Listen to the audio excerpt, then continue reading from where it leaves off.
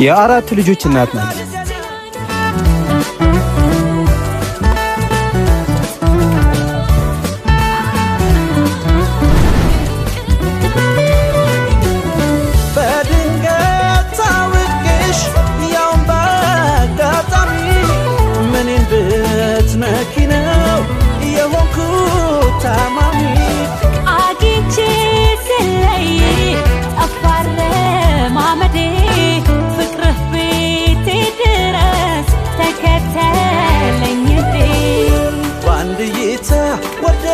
ብል ይሆናለይ ለሰሚውስ እውነት እውነት ይመስላለይ ባንድ ጌታ ወደድኩ ብል ይሆናለይ ልጠይቅ ይህ ስሜት ዘልቃለይ።